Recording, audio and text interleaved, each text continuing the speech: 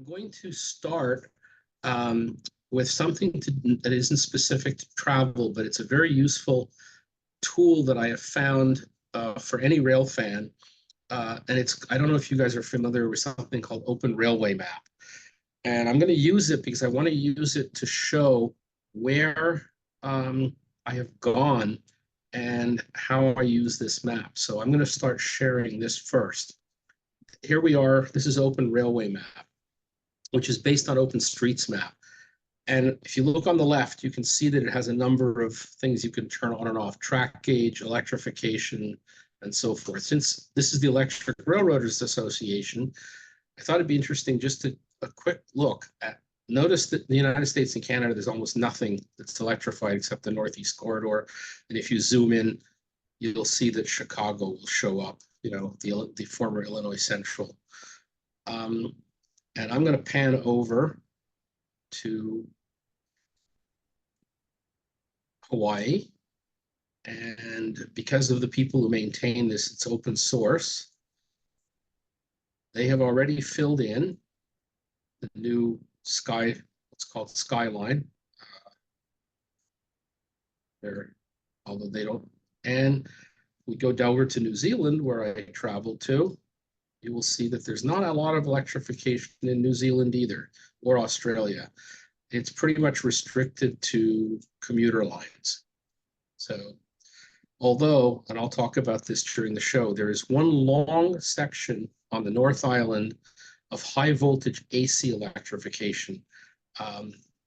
But it's kind of a mixed bag of what's happened there. One of the things that's really useful in something like this is when you zoom in, as an example in Christchurch, which I will be talking about later. Hello? Yes? Anyway, which I was talking about later, is we go down here and you can see that's their tramway in downtown. And out here is the Railroad Museum at Ferrymead, which, as I say, I'm jumping ahead in a way just to show you on the map, which shows you the Heritage Park and the tram line. And so this is an extremely useful tool, and I use Open Railway Map all the time. It even works really well on your phone. So I'm going to stop sharing this and start into the show. So the first thing, I did not take any pictures myself, and I should have, of one major change that's happened in San Francisco. The way I put this trip together, so let me do the share screen again. I'm going to share this part of the screen. So here we are in San Francisco on Van Ness at Clay. I know some people are not big bus fans, but San Francisco has a huge trolley bus network. And I don't know when the last time anybody was out there, but you'll notice in this picture, what they've done is they've built a busway down the middle of Van Ness. And it is a trolley bus busway, and they completely reconfigured the street. They moved the wires into the middle. If you know, one of the things you can do with Google is you can go backwards in time. And if you do, you can go back to, this is what it looked like back about 10 years ago. There was trees in the island. And yes, there was overhead wire, but it was over by the side of the road. So they completely reconfigured this. Here it is. Again, now it's under construction.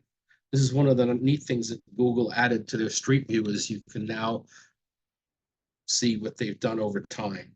So that in San Francisco was something I didn't take any of my own pictures of, but I just wanted to show people, if they're interested in trolley buses, that they've got a major new busway. So I'm going to start the show with my own photos now in San Francisco. So let me share that screen. And here we go. It's not, I should be sharing, but it's not. Hold on. Should be sharing just a minute while I get the share to start. share screen. This screen should be sharing. All right. I Yeah, am no, going to there we go. share. Okay, you're good. Okay. Okay. Can everybody see my my slides? Yes. It's still showing a panel of 25 slides, so we don't see one slide. You need to go You see it to there. You go. now? Okay. All Now, right. now I So see it. Yeah. okay, so in San Francisco, I took a few pictures of the PCCs that everyone enjoys. Um, this Are you is there, Lou? pardon? Are Yes, you in? I'm here. Yep, Hello? yep. Can you hear me? I'm going to mute Bob because I think he's having another conversation. Oh, okay. All right. Thank you, Paul. So anyway, this is the Toronto PCC painted in Toronto colors. There it is. And I lived in Toronto for 5 years, so I always enjoy seeing Toronto PCCs. This one, I'm trying to remember, I think it's Baltimore, the blue. I don't remember which one. That's is that Twin Cities? This crap. Which one is that?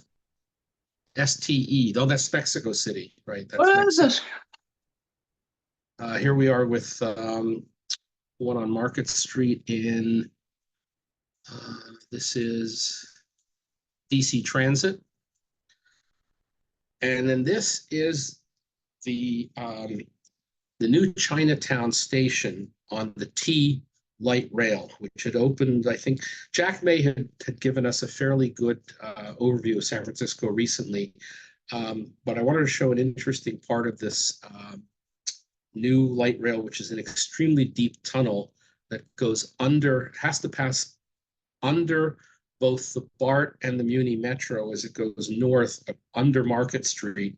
And then, as you know, in San Francisco, it becomes very hilly. So even though it may go uphill, the Chinatown station is also it's a very deep station. So here we are at the Chinatown station, which is currently the end of the line. And what I did see, this is looking down into the tunnel where they have a double crossover, and then it dead ends for now. This is what it looks like. There's elevators to go up. And this is the interesting thing. In that station, they have an actual real-time diagram of the Muni Metro system. I don't know if I can zoom in, and I don't know if people can actually see this. This actually shows you, that's West Portal, the station, Castro Street. This is the ramp up to the church line. They have a crossover. There's Van Ness Civic Center, and so forth, and all the way down to Embarcadero. That's Embarcadero. And then this is the other line, and it shows you where the trains are. I was really surprised that they would be showing this in a public space. This is something like like a control board. So now I'm going to go back to, I think I stopped it from running full screen. Okay, here we are. This is outside of the tunnel. This is where it crosses the N line, where it used to turn. You can see the curve here, where the N and the T used to be through routed. This is the new section on 3rd going into the tunnel that would go under downtown. Here we are. And this is the commuter rail station. I unfortunately did not see when I was there any of the new electrified equipment. This is the overhead that they've put in. They're converting the commuter system to high voltage electric, and it's in testing, but unfortunately I didn't see it. I just saw that, which is the conventional gallery cars. And then a couple more shots in the subway. This is at, I think this was the Castro stop on the Market Street line. What's interesting is this is something new. I don't remember this being the way the lights are on the escalators. I think that's oh yeah, and I give you one shot of the cable car. My observation of cable cars in San Francisco is that they don't run anything near the frequency they once did before the rebuilding. I had to wait about 20 minutes for this car to show up, which is a very long time. So now I'm going to jump not to this trip. This trip was from here to San Francisco for a few days, stopover in Hawaii, and then I went to New Zealand. I did that to break up the long flights. It was also a question of where I could get frequent flyer miles and that sort of thing. As a comparison to the new line in Honolulu is also Montreal's new so-called light urban rapid rail, or whatever, the REM, the Réseau Express Métropolitain, which opened last year in July. I happened to be there one day after the free rides stopped, but I did get to ride it, and this is a map. If anyone knows Montreal, it's a schematic map of the metro, which is the green, orange, yellow, and the blue. That's the rubber-tired metro system, and green is this new REM. What is operating right now is Central Station to Brossard. The line north this way is a replacement for what was the CN electrification, and they're building a branch into the airport, which will go into a tunnel. And then this partly takes over what was a freight spur and then goes next to the Route 40 expressway out quite far away on the West Island. Notice the stations are quite far apart, more like commuter train stations than a metro or an intercity system. In 2011, this is a picture I'm throwing in. This is what the commuter system looked like in 1972. It's one of my first pictures I took as a rail fan. It is a scan of the print. I don't have a scanner to scan the negative, which probably would have come out better. But this was the kind of multiple unit equipment that they used to run, non-air conditioned, 2400 volt DC was the original electrification. Then they upgraded it to a 25 kilovolt, 60 hertz AC system. And now they're downgrading it to 1500 volts DC for the RAM. These are the sorts of elevated structures. This is along the as you can see, this was 3 years ago. It was a rainy day. This is where this is the Point Claire station being built. There it is. Well, I did this picture under a gas, as it's crossing right near a gas station. Now, notice this is not a light rail system. It's pretty heavy construction. You know, it's all grade separated. And the Honolulu system looks an awful lot like this. The biggest difference is in Montreal, they're using overhead 1500 volt DC. In Hawaii, they're using third rail 750.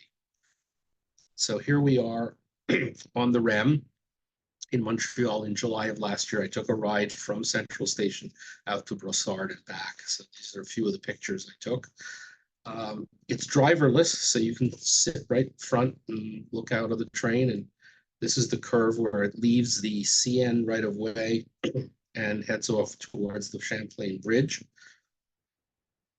This is a big substation that brings in the high voltage and then goes underground in Montreal.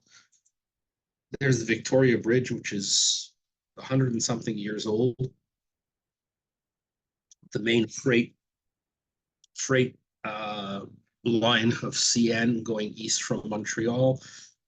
It accommodates double stack. It was built, it's known as the Victoria Jubilee Bridge, but it actually existed earlier than that. And it has 2 roadways on each side. This is the yard that it passes by where VIA equipment is stored, as well as the other EXO rapid transit. See, there's some VIA equipment, Bud cars in the yard. That's some of that new equipment that they're just getting. And here we are. You see their overhead wire. These cars are built by Alstom. I think they were built in India, though, and they had some problems at the beginning. There wasn't a lot of ridership because it was not rush hour.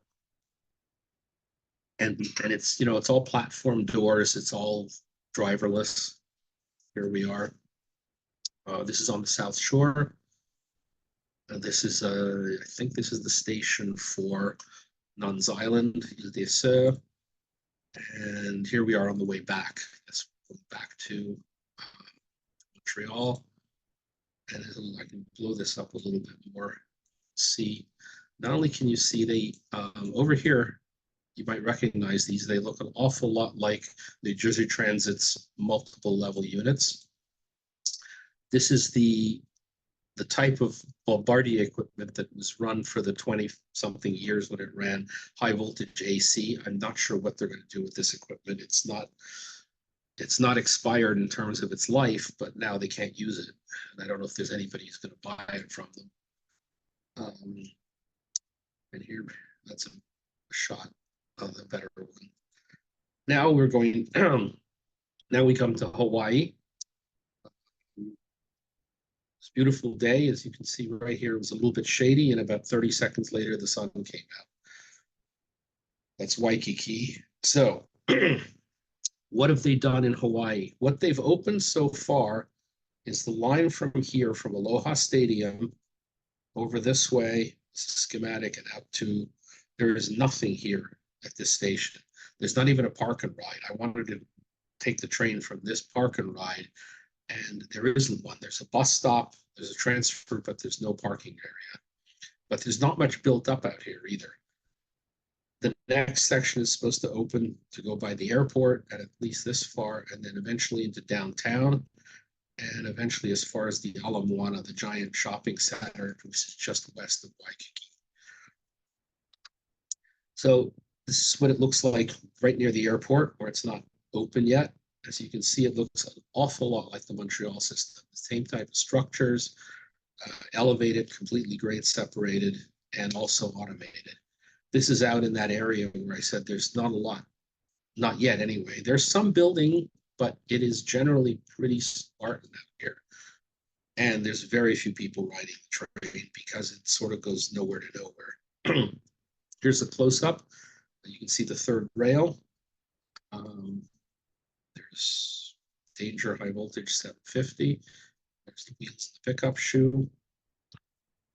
Here's their kind of platform doors. It's open, unlike the Montreal one, which uses full height platform doors. This uses sort of the 3/4 style. And you get a terrific rail fan seat. I mean, can't ask for a better seat in a train. Sit right up front, look out.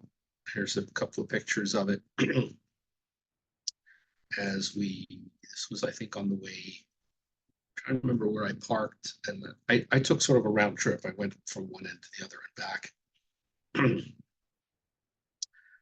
was late in the day. The sun was not quite setting.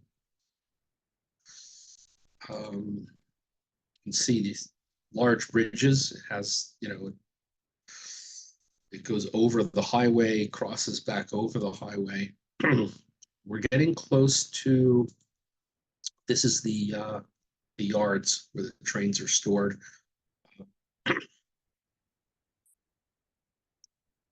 Some kids and their family wanted to be in the rail fan seat. And this was just nice lighting. Yeah, cool. This is going back north. I think I parked at the stadium. Yeah, I took it from the stadium out to the far end and back. A few more shots in Hawaii. This is at the Hawaiian Railway Museum.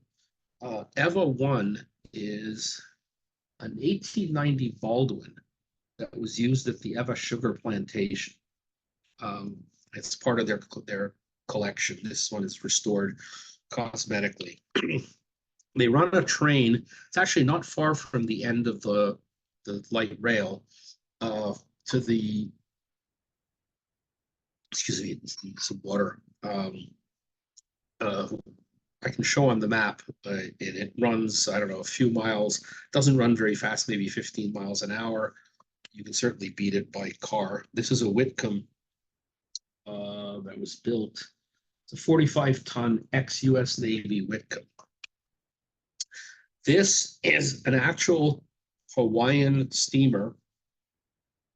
It is number 85, was built in Alco in 1910, the 260, and they plan to rebuild it. It was actually in Maui on the defunct Lahaina Kanapali and Pacific, which had started to do some work on it and never completed it. Here we are at the far end of the line where it comes down quite close to the ocean. At least there it is at the west end of the line. There we go. That's Hawaiian Rail. And then just this is the Alona blowhole, which is a lava tube where the ocean, when the waves come crashing in, create this kind of geyser effect. If anybody's ever seen it, it's quite neat. And beautiful Hawaiian beaches and the color of the water. So then I left Hawaii and I was on my way to New Zealand. So now I have 3 videos I'm going to try and show, and hopefully they will work and will not be too jerky. So I need to change the share.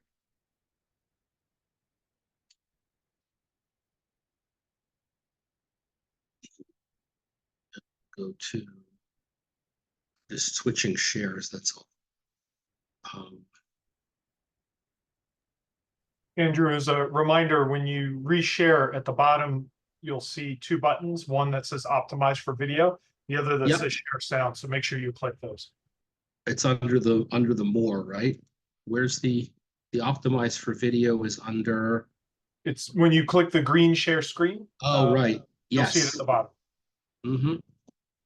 Okay, just a minute. I have to find I don't know why it doesn't want to get me to trying to share the appropriate screen. Just start the video.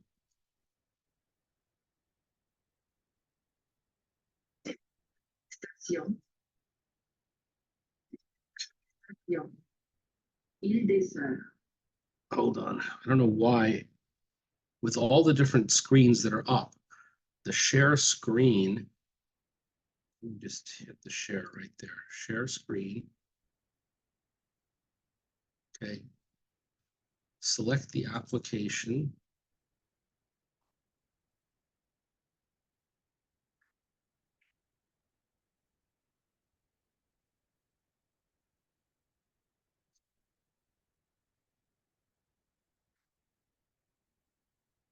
Done this often, and I don't know why. The one that's up there, the one that has my, oh, there it is, finally. It was kind of hidden for some reason. Can you see it now? The screen with the videos? No, unfortunately, there's nothing shared. No, we don't see it. Oh, there. Oh, Should- now it's starting. Okay. We see your file folder with 3 videos in it. Is the video sharing or not? No, double click on it. It's not full screen yet. I mean, we see your file folder showing 3 videos. Oh, you only see the file folder, not the video when I clicked on it. That's Actual bizarre. video, correct. Hmm. You did the optimize for video, which I don't know what button it is, but I think you and Paul do know. Yes. Okay. Okay, it should be sharing now. Okay. All right. Looks like. You're All right. seeing Yeah, it. no, no. There. No. Yep. You're good. This is in the Montreal Ram. It's very short video. As I said, the videos I have to show. This is coming across the Champlain Bridge.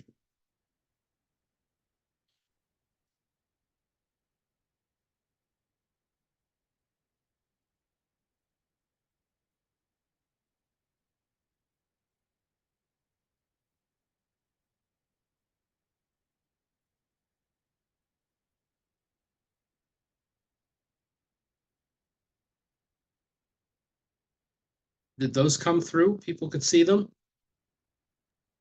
Yes. Hello? Okay. And then this is the one in Hawaii.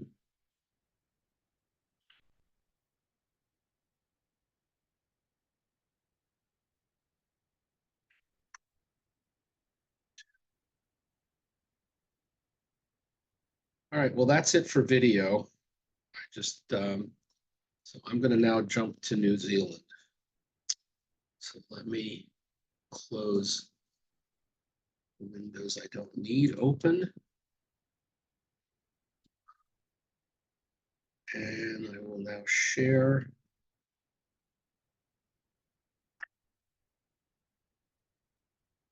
New Zealand, I think this is the one I want, yes.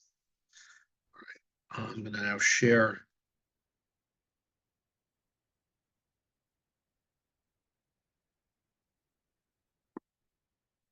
Start the video. All right, so here we are in New Zealand. So I'm going to give a little bit of an introduction to New Zealand about the railway system and New Zealand itself. The railway system in New Zealand is really interesting. The mainline railways were all built eventually, not right at the beginning, but they standardized on 3-foot 6-inch gauge, which some people know as Cape gauge. It's the predominant gauge outside of the high-speed rail in Japan. So both islands, whatever rail system that they still have, is 3-foot 6. They have almost no passenger service, and New Zealand turns out to have the highest vehicle ownership, car ownership of any country, even beating the US. Now, the one thing that I will say about New Zealand is it's empty. Other than the fact that they have 5 million people, of which 1/3 live in the city of Auckland, and there's 2 other cities of less than 500,000 people, Wellington, the capital, and Christchurch, it's very sparsely populated. It's very empty. They have very few expressways except in the Auckland area. They have some local urban expressways in Christchurch and Dunedin, short sections. Everything else is basically 2-lane roads with not a lot of traffic on them. So it was very easy. I rented a car on each island. I flew Hawaii to Auckland, which that by itself was 9 hours. I overnighted in Auckland and went to the South Island. I flew to Christchurch and started to travel south. So here's a map of the rail system, the very schematic one given from one of the annual reports of New Zealand. There's the ferry service that runs between Picton and Wellington. It's about 3.5 hours to cross the straits here. So as I said, I flew to Auckland and flew to Christchurch the next morning, rented a car, and started driving south.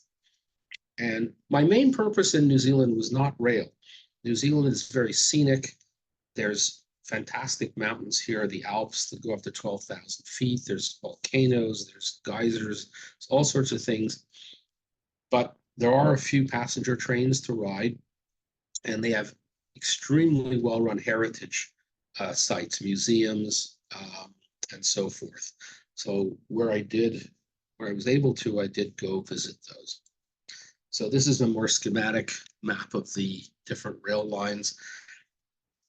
On this map, by the way, this line right here from Dunedin up to Middlemarch is highly recommended as a tourist run. That they still run a train on it. Unfortunately, since COVID, they've practically not been able to start the service. In the month of November, when I was there, they were going to run it one day in the entire month, not when I was in town. So I did see the equipment, but I didn't ride the train. This is what in 2018 was left of their passenger service. The Dunedin Middlemarch stuff runs. This doesn't run as far as I know. I was supposed to ride this train from Christchurch to Greymouth and back across Arthur Pass.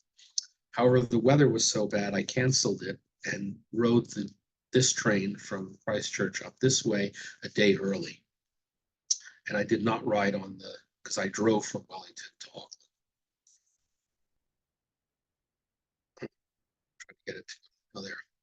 So this is what passenger trains now exist. This shows the commuter system that exists in Wellington, and there's a little bit of trains that go beyond the commuter system as far as Palmerston North. And there's a commuter system out of Auckland as well. This is in 1930, the South Island. Notice that there's a gap here. This railroad didn't get built until, I can't remember the date, I did look it up. I think it was only finished very close to World War II. This one disappeared early in history, Nelson. And a lot of these other lines, like this one out of Dunedin that twists and turns, now ends about there. The rest of it's abandoned. A lot of these others are gone. Basically, they are used for freight. This is what it looked like in 1966. So there's a little bit more. Like there's the line along the coast. The North Island, again, there were gaps that were later filled, and some of them have been lifted since then. The rails have been abandoned. One of the interesting lines that has been built, no passenger service, is this line sort of looped around because there's a big chain of mountains here. They've built a tunnel through there very recently, and it's dieselized, and it's ventilated. So the train no longer goes around this loop, but kind of goes straight across. There's a big port here that's very important, import-export. So this is the Electric Railroad Association. So what electric railroads did New Zealand have? They had, on the South Island, they had two short sections of electrification. One was the tunnel through the mountains, the Otira Tunnel, which was at the time when it was opened in 1923, was the longest tunnel in the rail tunnel in the British Empire. It was electrified with this equipment at 1500 volts DC, English Electric, 1923. Then they also electrified Christchurch to Littleton. That's a single track tunnel. It goes from Christchurch to the harbor town of Littleton. And they used to have commuter trains on it as well. Once they opened the road tunnel next to the rail tunnel in the 70s, they pulled down the overhead and killed the commuter service as well. Wellington started to electrify its commuter rail system in 1938, also at 1500 volts DC. I'll go into the details of how and what happened in Wellington and how it's a very modern system with very dense commuter service. And then they bought different sorts of equipment for it over time, these English Electric locomotives. You'll notice there's not a large number of locomotives in any of these systems. They did use multiple unit electrics in Wellington. These 5 Toshiba locomotives that were withdrawn in 97 and 2001, 2 of them are at the museum in Ferry Weed. I'll show you pictures of them. And then they do have a high voltage electrification on the North Island, which I showed initially. It runs from here, from Palmerston North to Hamilton. It does not go to either Auckland or Wellington. This is at Ferrymead. This is actually, it's a screen capture, believe it or not, for YouTube. Ferrymead is the museum in the Christchurch area. It's it's not just railroads. They have trolley buses. It's a transport museum, but it's extremely well designed. They call it a heritage park. This was a run where they ran 2 types of electrics. You'll notice the E3 and the E7 type on the same train. It's actually next to the line that goes to Littleton. This is the current crop of the modern high voltage AC electric that runs on the north, and they've just been refurbished. These are not my pictures. This is a picture on the North Island of an electric locomotive pulling a short passenger train. The one passenger train that still runs on the North Island is diesel hauled, even though it goes under the electric section. This is a picture of freight, double-headed electric. Now this is my own picture. This is coming south from Christchurch. As I was driving south on the main road, I noticed a freight train stopped. Was able to park, get some few nice pictures of it. This was going south from Christchurch, headed towards probably Dunedin. As I said, I did not have great weather. This is headed towards Mount Cook, which is their highest mountain at 12,000 something feet, somewhere in here in the clouds. That's all I ever got to see of it. I wanted to get a little diversion from railroads, so while I was taking pictures somewhere, a seagull landed on my car. Now, the only railroad station of any note that is still in existence is the one at Dunedin. It's mostly a museum. It is open to the public. You can wander around.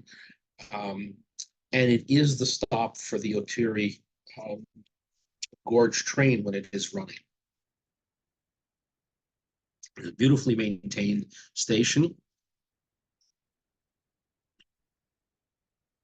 with, really nice mosaics. Those for the New Zealand Rail.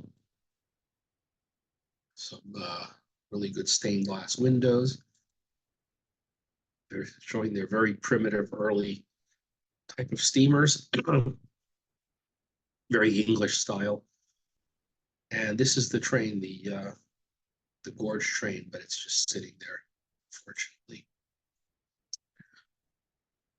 It is, they had a door open, you can see the engine.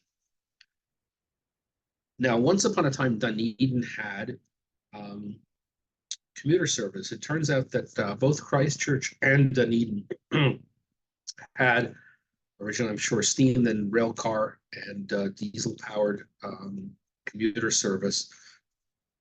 Long gone. New Zealand basically killed their passenger trains, I think, in the late 70s, early 80s. They had some really nice ones. One of the trains that was sold, and I remember getting a tour of it in Singapore, it was gutted and turned into the Eastern and Oriental Express that's run by the same company as the Orient Express in Europe. It runs between Singapore and Bangkok. But the equipment originally was New Zealand, because that's also 3'6" gauge. This is on the north side of the South Island. This is where I went for a not too long hike to see the glacier. That's the road along the there are a lot of single lane bridges. As I said, the place is very low population, very little traffic. So you'll come to these bridges and there'll be a sign that seems to alternate as to which direction has the prime, the prime direction, and the other direction has to wait if a car happens to come along. That's all I got to see. Somewhere in here, if you can see my cursor, is the glacier. So this is the history. In 1923, this was when they electrified, they opened the tunnel and they used electric because they realized steam was not going to work. Too long a tunnel. It has a grade, so steam going uphill would have, choked. So it was in service until they could replace it with modern diesels and some ventilation. This is near the end of service. These are pictures that I found on the internet of one of the series of the electric locomotives.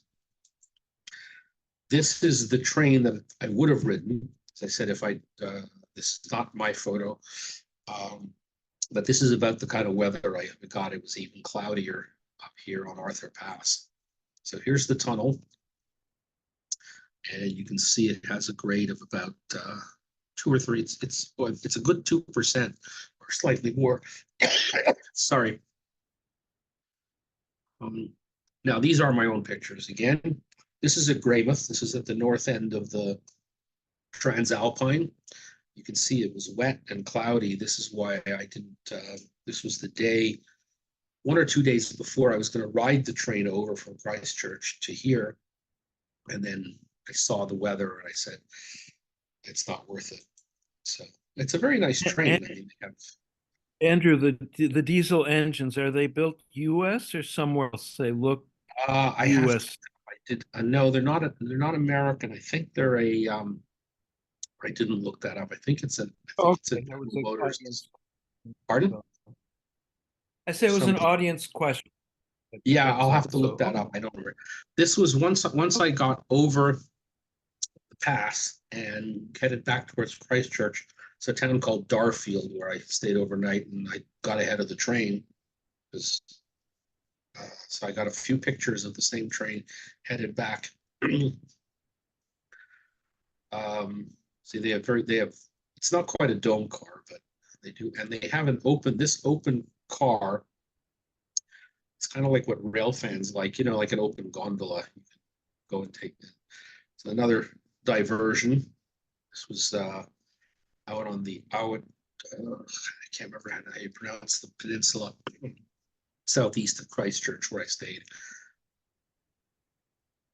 And I can demo how sharp my lens is. I was very pleased with these pictures.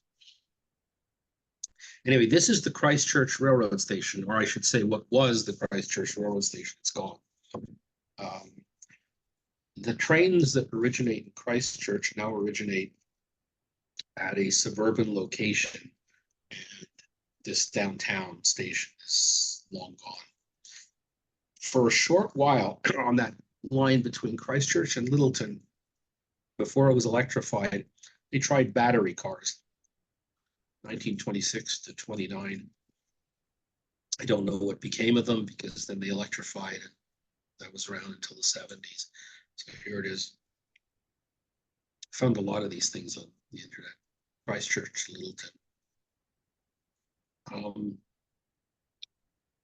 This is you can see they actually advertised the suburban timetable out of Christchurch. In 71, they were still showing the electric locomotive. Addington is more or less where the station is today. It's actually sort of there where the arrow is. Yes, there's a train that goes to Picton, and there's the train that goes to Greymouth. Nothing runs this way anymore. No passenger service. So they had some fairly frequent service, practically hourly. There is no commuter service at it. They're talking about putting something back. This was something I learned about while I did ride one passenger train. As I said, I rode from Christchurch, not to the last stop, to the second to last stop, not Picton, but Blenheim, which is about 20 minutes from Picton. There was a huge earthquake in 2016. You can see what happened to the railroad here. See the tunnel tracks? It's called the Kaikoura earthquake. It's pretty devastating. Now this is on that train. Finally got to see the snowy mountains. The clouds cleared on that day. Here's the train. I'm taking it from that open car at the back end. And we're right along the beach. And these mountains they're only, I think, about 8,000 feet high. They're not as high as the main Alps, but finally got to see some snowy mountains without clouds on them. And this goes back to 1959. New Zealand at that time tried rail cars. They had all sorts of services. And it's all gone. They did this on the North Island from Wellington to New Plymouth. They had a daytime rail car. This is 1975. No, nothing. It's all gone. 1981, they still had passenger service. There it is. It's the Silver Fern that got taken to Singapore. All right. Excuse me. I'm going to take a very short break and get some water.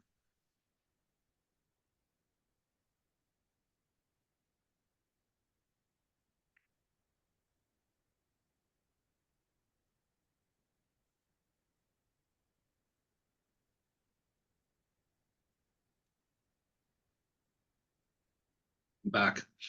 One of the bits of scenery or railroad scenery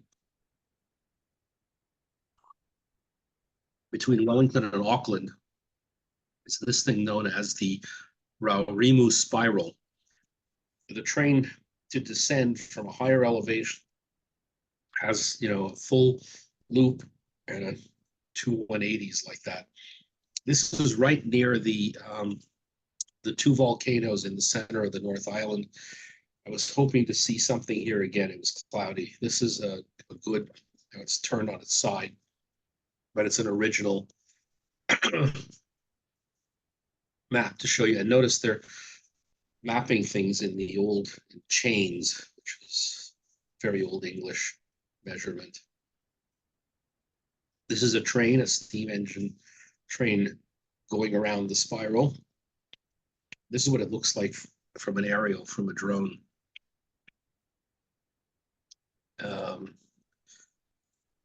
And this is what I would have, this is the north, they do have a train, one a day between Wellington and Auckland, and that goes by Mount, I can't pronounce its name, one of the two volcanoes that are on the North Island. I saw nothing, I saw clouds.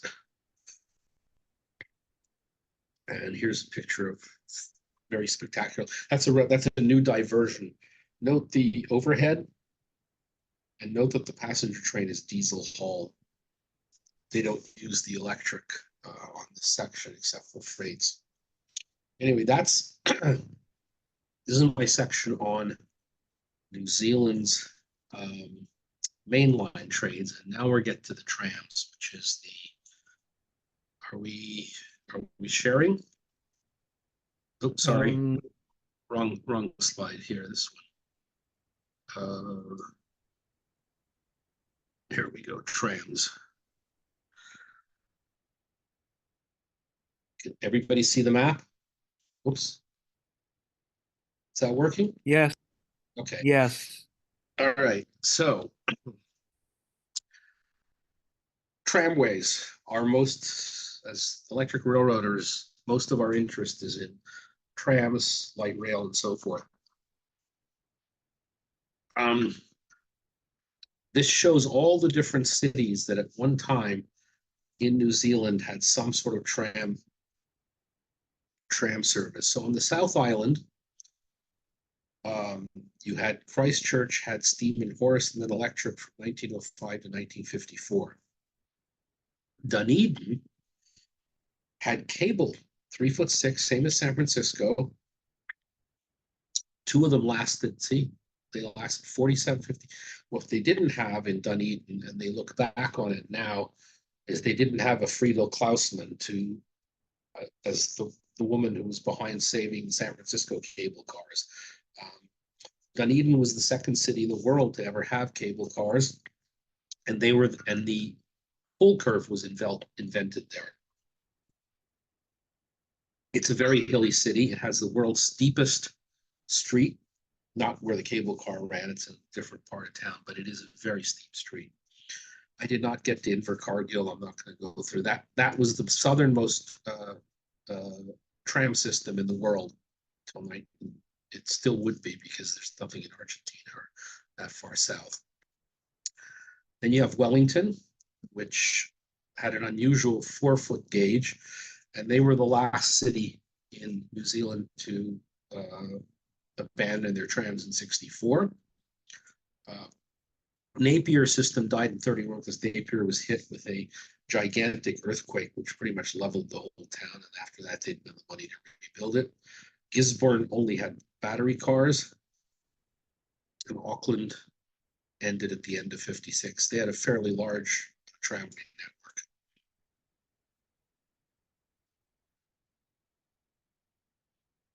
New Zealand, as I said, is very proud. They have a lot of heritage. They put their stuff with stamps. So I'm going to start with Dunedin because that was the first city that I visited. Over here is the cable lines. The cable lines went up these 3 hills, and the rest of this was electric. This shows what it was like early and then later on.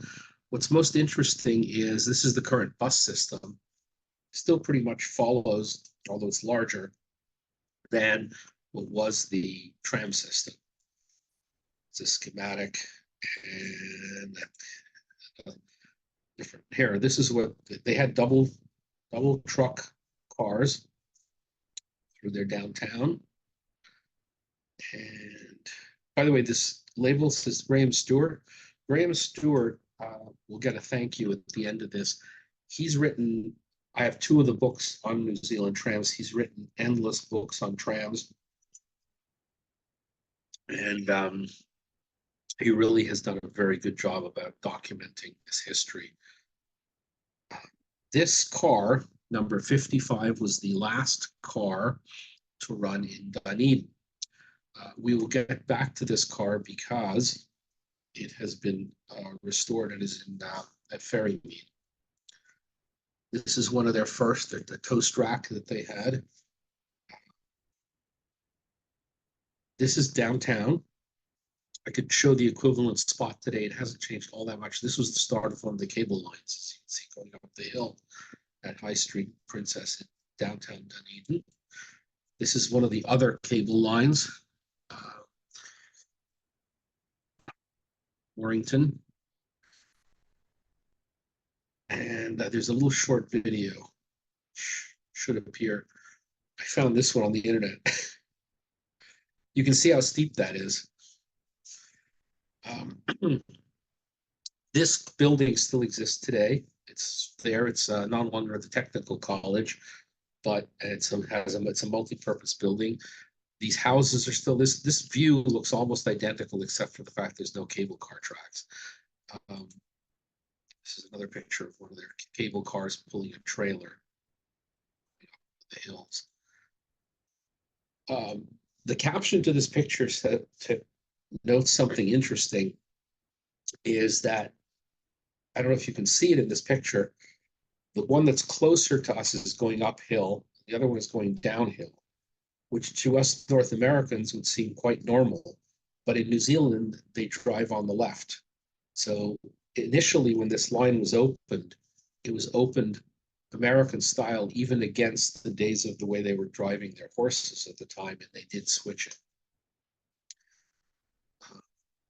This I found really interesting. You know that one of the Dunedin cars is at Seashore. They donated it. And this is a letter. Notice Wellesley, Massachusetts. And these are kids getting on the cable car. This is one of the last runs. And this is interesting. Look at the crowds. And there's no explanation for why it was covered with flowers. I think the next picture is, no, they've saved another one of the cable cars and put it outside a restaurant. This is the one at Seashore. So Seashore has a Dunedin cable car up in Maine. Now here's Christchurch Network. This, I should point out, this will come up, this area called New Brighton. We'll show, this is a separate railroad company originally. This is around 1890 when they first built some of the horse car lines. And then later on, this is when it was electrified.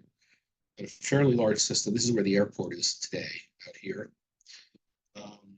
This is the botanical garden, and the railroad station today is about there. The original railway station is where it says railway, was downtown, but this is where the trains now leave from. Look carefully in the next picture, you'll see how the lines, a few years later, they had fewer lines, so they're cut away. Ferrymead is out here, by the way, about there. That's where the railway museum is. So here's a pretty good, oh, they had a causeway which was built with water. Some interesting pictures I found of that. Anyway, this is the system. It's one of the first runs. This is their current heritage line that runs through downtown.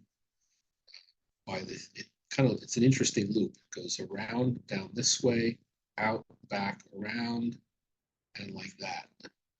So There it is. This is from the open railway map. This is the line, this is the railroad system in orange, and I superimposed the classic network of what's the tram system once upon a time looked like. So yeah, here was the railway station where it doesn't exist anymore. Here's where this suburban stop is now. And these are my own pictures of the city tour line. These are all they have some other cars that are not Christchurch cars. These were Christchurch cars that have been restored. This is a really neat one. Number 11. There it is. This is now a lot of the work for this is done at the Ferrymead Heritage Park.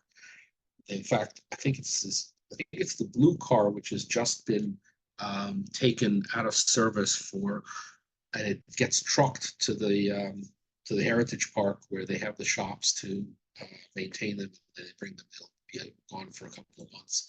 This is the Heritage Park. Unfortunately, I was there on a day when nothing was operating, so they even make it look like a classic New Zealand town with the double track there. But what this is the those Japanese-built Toshiba electrics. They've preserved one of them. These were the commuter cars for a while in Wellington. They were built by the Hungarians. This is a Guns Mavag electric multiple unit, no longer in service. This is a horse car, a Christchurch original double-deck horse car. These were inside the barn. I asked for permission. They were very, very nice and showed me around their whole club. They had 7 people working at Ferrymead doing restoration, and they're all paid. These are not volunteers, so they get their work done, very quickly. This car, I received a nice picture of it outside from the museum afterwards. This is they call it a California car because it's very much like the California, the enclosed middle and the open 2 ends. This one operates. This is a double-decker Christchurch electric tram. And this was the poster they had up about restoring car number 24, which was the gentleman who painted this sent me I have a thank you for him at the end. Sent me a full-size picture of that. So this is in November when they were working on it. These are the roof panels coming up that they were going to put in, beautifully polished. And this is an original picture from when it went into service, 100 years ago or so. This is when they got it. This is received from the museum. And this is after it was restored. I think it was January of this year. There it is. And it actually operates now on the tourist line in Christchurch. This is a full size of that painting.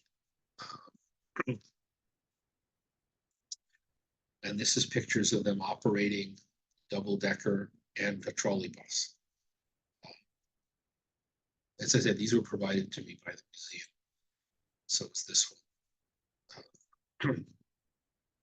That number 1 is number 1. It's their first car, electric car. Here's the 22 out in the sun, not squeezed in the way I saw it inside the car barn.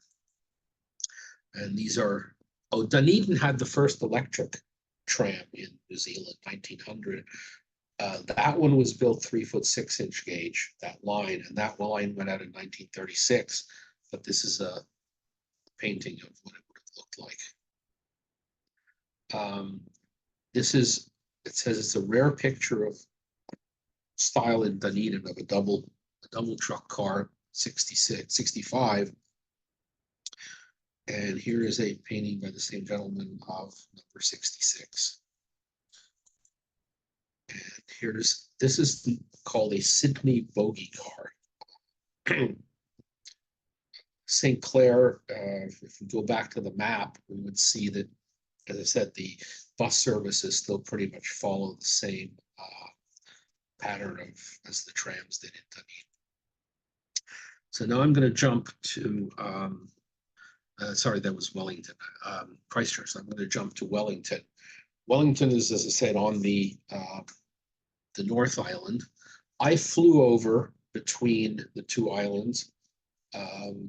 It's like a 15-minute flight. It's 3.5 hours on the ferry, which could be quite a rough crossing. It was, it saved me a lot of time basically to fly over. The airport in Wellington is about here. Now, Wellington is a very hilly city also, and had a number of tunnels for the trams. This one was single track and is still used today by buses. The two tunnels up here are on main roads. They're double tunnels, and the cars and buses pass through. But this one's really interesting. The Hatatai tunnel. So, this is to give you an idea. This is, the full extent of the system. And by 1950, Wellington, as you can see, the systems that went up into the mountains were gone. They did have the one through the tunnel here, the Hatatai tunnel, and they did have north-south. That's the railway station. Downtown is really this area right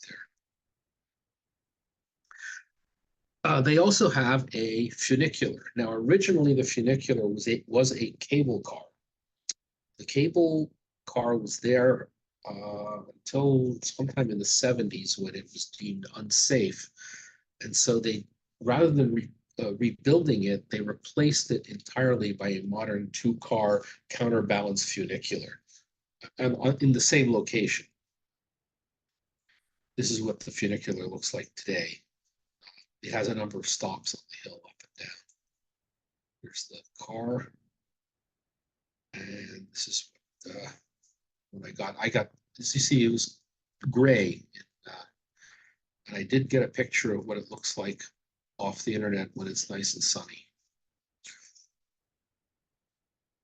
It's just a close-up of a great day.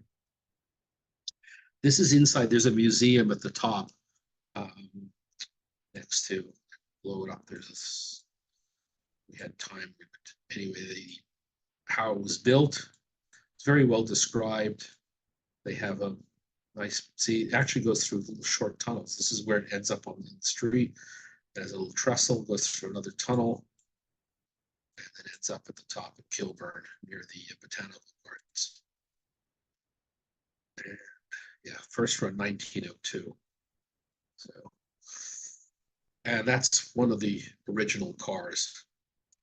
What's interesting is you'll notice these sort of seats that are slanted because people sat on them sideways. Yeah, see, it was called a cable car because that's what it was. It wasn't the funicular originally. Now here we are at the Wellington Railway Station with their trams running in front. This has got to be sometime in the 50s from the style of the cars. This is in downtown Wellington, much earlier. Full combination. They had double deckers, they had all sorts of cars. Wellington had, and it was unusual, it was also four-foot gauge.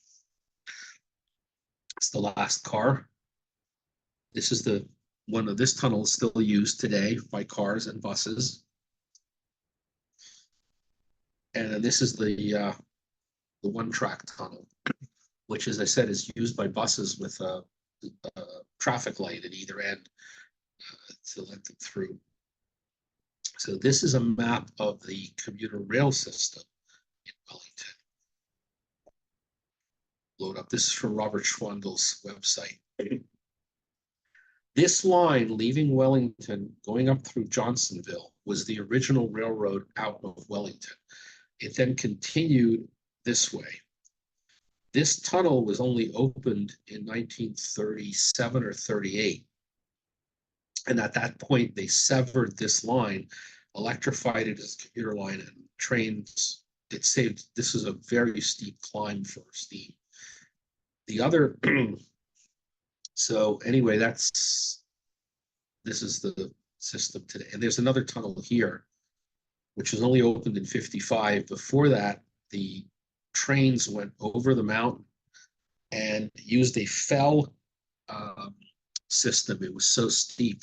I don't know if you're familiar with the fell system. There's only the one on the island of Man and somewhere else. It uses a center rail that is gripped sideways. It's not a rack system. But again, by 1955, they decided that it was such a pain to maintain this railroad over the mountain that they built a tunnel.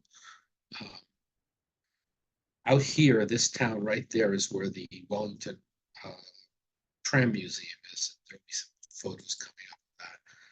This is the plans they have for upgrading. This is a steam engine going up the hill to Johnsonville, double-headed.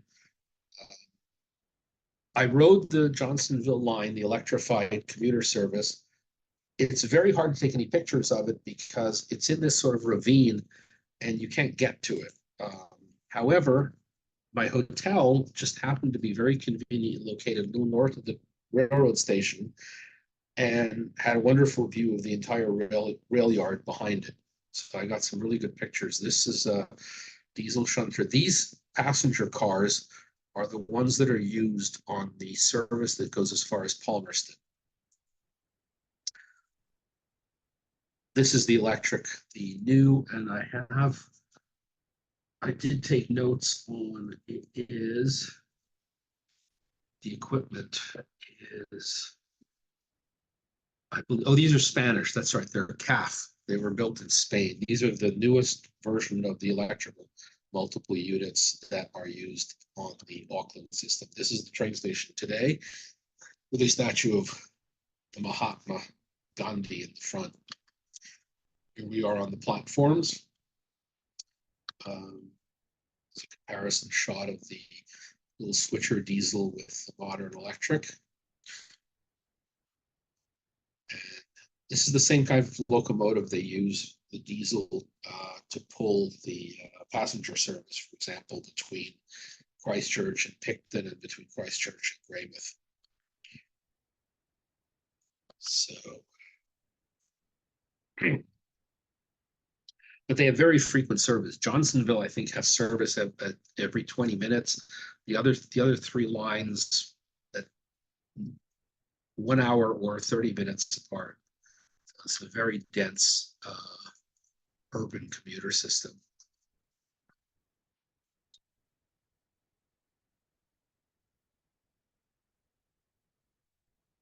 That's again taken from my hotel. It's in the evening, and the next morning it was sunny. I think the next morning may have been Saturday. There's a lot less service on Saturday. Now we get to the Tram Museum outside of Wellington in, I can never pronounce the name, Paikakari. These are 4 of their cars. These are called Fiducia cars, these sort of semi-streamlined. They were the last cars to operate, the newest cars that Wellington had. This is an unusual car. They do a lot of filming of different sorts in New Zealand, and they needed to duplicate a 3rd Avenue car. So they put a fake front on. This is a Brisbane trolley, actually. And they put a fake sloped 3rd Avenue front on it for filming at the museum. This is the Fiducia car. Yeah, see, they entered service in 52 and were gone by 1964. So here it is. They have a decent length of track, and it's quite scenic. There's the gentleman who was driving that day. The interior, there were very few people at the museum. There were 2 or 3 people there. They said it was well before the season that I was there in November. Their track and a little bit of a grade. And then they have this other car, number 153. They haven't, I guess they haven't put the advertising stuff back on it yet. but I rode each one of them. Beautifully done restoration. There it is at the other end of the line, out near the ocean. And they have another one of the former cable cars lines from the Kilburn cableway. As you can see, the idea was that because it was tilted, you know, I can't tilt the picture, but it's kind of like I'd have to rotate the picture. These are the other cars they have in the museum. They have quite a number, and there's description. This one, can we read it? Let's see. Solar, the first batch of Wellington electric trams. Okay, 17 is British Electric. And is there a poster on this one? Yeah, it's a double saloon 150. Oh, this was built in their own shops, this type. So now we get to a small town called Wanganui, population 40,000. It was the first provincial tramway in New Zealand, and the people at the museum told me about this. They've restored one car and have a little, something like 1,200 feet of track to run it on, and they only run it on weekend, Saturday or Sunday, and I just happened to be there at the timing. I stayed overnight in Wanganui on my way north. This is a map they have in the car barn, shows the track layout of what it once was. You know, there was a double track downtown. There's their depot. The train went all the way out to the beach here. Castle Cliff is the beach. And then this little street, it's not obvious here, it crosses the river Wanganui East. This map is upside down, sort of, from north to south. This is more in, this bridge is unchanged today. This is still there. And the trolley was a single track to one side on that bridge. This is where the depot is, and this, I believe, are Graham Stewart's pictures. I found in an article about this. This is a very typical semi-streamlined steam engine of the K series that operated on both islands. And here's their shops. This one is, you can see it's number 11, trailers. Here's number 10, a much sharper picture. There's a note by the photographer that this was a fluke. This was not something that happened regularly. Yes, there are a lot of sheep in New Zealand. My impression, by the way, is there are more cows than sheep when it comes to agriculture. And here it is, crossing that bridge, which I did cross by car. I didn't see any of the tracks there. This is in the downtown, and there's some pictures of the last run, the 26. Oh yeah, they had this narrow underpass. We could go back to the map. We could find out where that was. Another place where they had to cross over the railroad. Yeah, they had a steam dummy, which was used more for maintenance services than anything else. This is on the last, I believe, the last day in 1950. Here's a sharper, better picture.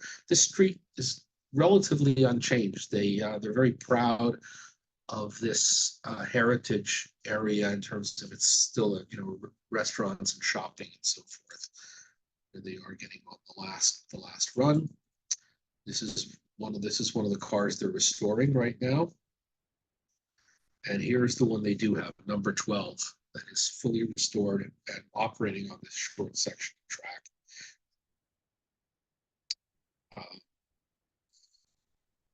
And in the next picture, we'll see someone turning the pole around. Yep, and then it goes out the other direction. Wrote it out and back. It's like I said, it's only a little over 1,000 feet of track that they have at the moment. They would like to run it into the town, but there's the usual type of issues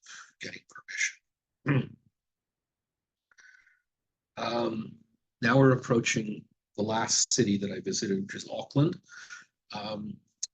This map shows the railway system in Auckland as it was. It's slightly changed in that this railroad station now they've extended it underground, and they're building a loop to come out this way and join the railway here. So they're rebuilding the because they've electrified this. The electrification in Auckland only happened in 2014 for the commuter system. This was the tram system in Auckland. Fairly steep streets in Auckland too. They did have a Grand Junction, Grand Union, and the street. And that's more or less where this is a schematic of the different trolley lines that once ran. This is, I believe this is the inauguration day in 1904 or thereabouts. This is going out of downtown up the hill that's the railroad crossing it. I can't remember the name of the hill right now. They had very busy downtown. I mean, one trolley after another. Here's some pictures. You can see during the heyday in the 20s with all the cars, there were more trolleys than cars. That's the last Christmas in 1953. Now these cars, some of these have been saved. This is one of the series of the last ones that ran in Auckland. And in 1942, they hired women during World War II, and I guess they stayed on until 1956 until the trolleys went out. So this was the last trolley, number 253. Here's a similar car, run S250, running on one of the lines. And here's 253 in color on Queen Street in downtown. This is another line that went out a few, the Point Chevalier went out a few years earlier.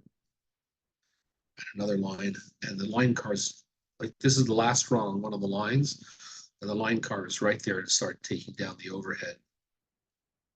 That's the last day in 1954. And some of the people riding, notice they were just wooden bench cars. Now this is at the Motat Museum. So Motat has a line in Auckland that runs between the museum and the museum. The museum has two locations. And notice the third rail here. It's because they run Wellington cars, which were 4 feet, as well as Auckland cars, and they have a number of Melbourne cars as well. So rather than re-gauging the Wellington cars, they created a 3-gauge line. So this is today, this is one of my pictures. When I arrived at the museum, we're very used to seeing these, the W cars from Melbourne that are pretty much everywhere. It's another one. And then I had made arrangements to meet, there's a little trolley loop in Wynyard, which is sort of downtown Auckland. And I don't remember how I found out about it, but I made arrangements with one of the people who's associated with MOTAT, which is the Museum of Transport and Technology, to get to visit it. And they were working on the different cars. So I got a nice couple of hours with the gentleman working there. This is let's see, that's another Melbourne car. They took it out of the barn for me. It just makes a loop in downtown. It doesn't go very far. So this is the current layout of the commuter service. And you can see here, this thing that they're building, the tunnel right now. This tunnel will be going under the city. That's their Sky Tower. So they're building stations. We're getting very near the end of the show. This is Auckland. This is at the West End at Swanson. These are the new cars. Just let me, I think I made a mistake earlier when I described the cars. I'm just trying to look at my notes here. Excuse me for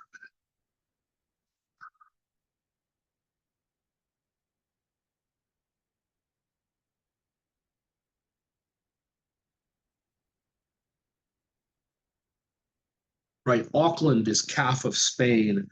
The New Zealand cars are Hyundai Rotem cars. They look a little bit like the silver liners that run in Philadelphia. These are the ones that are built. They're Spanish. And this is high voltage. This is 25 kilovolt, 50 hertz AC electrification, which is the same as the mainline electrification, the freight line, or the main, what they call the North Island main trunk. But I read something that electrically, even though they're the same voltage, they can't run the trains. Even if they extended the electrification, there's some issues with the current draw, and therefore they would have to change something else to do with it, so that it's not quite a compatible system. These are the last pictures. I found a location quite near where that picture was of the old tram going up the hill, where this line bores through a tunnel. And there's a little bridge to take pictures from, which was, and I finally had good weather on the last couple of days in the Auckland area. So very frequent service coming in and out. Train is, this is a train going away from us because this is, again, New Zealand. They drive their trains on the left. This is coming towards us. And that's just about the last one. And these are all the people I have to thank. Excuse me, Mr. Duncan of the Dockline Tram and Motap, Ferry Mead, Don McCara, who sent me the paintings, Alan Roy, who sent me some of the photographs from Ferry Mead. As I say, last but not least, Graham Stewart, who is the author of numerous books on New Zealand trams, and provided me with basically the background and how I was going to put this together. I found a lot of the material, and if anyone's interested, I can send an email to Bob, and he can send it out. A lot of this material is available on the internet. There's maps, there's pictures, there's history, not quite as detailed as if you go through a book, but there's just a lot of material out there. So I'm going to say thank you, and that's my show for tonight.